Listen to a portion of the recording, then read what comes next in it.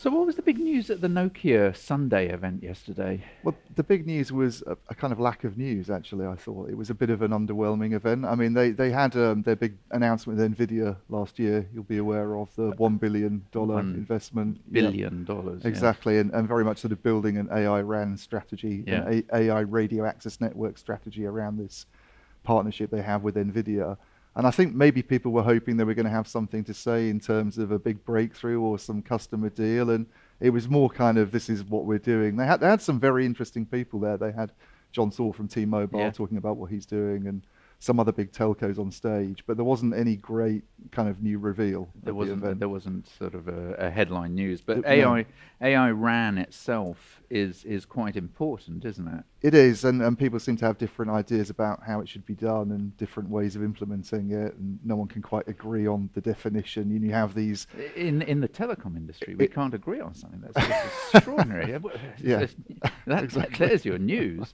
That's never happened before. But I mean, to me, it feels like it's the interconnection, sort of the glue, which is going to allow carriers to kind of participate in this AI economy. Have I got that right? Yeah, I think so. I think there's different ways of looking at it. There's a kind of AI for RAN aspect, which is very much about introducing sort of AI-based technologies and tools into the RAN to improve spectral efficiency and make all sorts of efficiency improvements. And I think we both heard Ericsson talk about that quite a lot recently in London. That's the money saving. That's the money saving part, Yeah. exactly. And then there's the idea about maybe some telco facilities could, and especially this is where the GPU, the kind of Nvidia chip story comes in, that some of that infrastructure could be used not just for RAN compute, but it could be used for things like AI inference at the edge. And maybe there's an opportunity for telcos there to actually make some money for a change and not just grumble about cost savings. And would that be consumer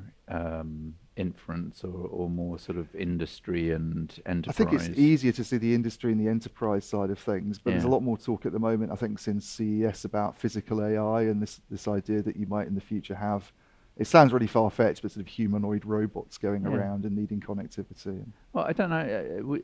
We may end up with robots, but we'll certainly end up with about 1 trillion sensors around the place Exactly. for industrial IoT. So that seems to be an obvious And I think application for that. I think that the sort of skepticism is about whether telcos really sort of fit into that world and whether you actually do need to put these things out at the far edge, out at the cell site, or whether some of this stuff could be served quite well by companies like Nscale, some of these neo clouds that are coming along and building infrastructure. But at the edge?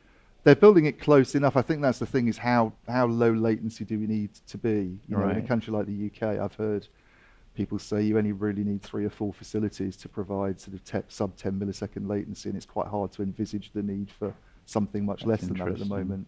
Yeah. So what happens to the carriers? They're just putting up the radio masts. They're just putting up, I mean, the AI for RAN I can sort of buy into a lot more, because I think efficiency improvements are important, and the story of telecom has been a cost-saving one for a while now.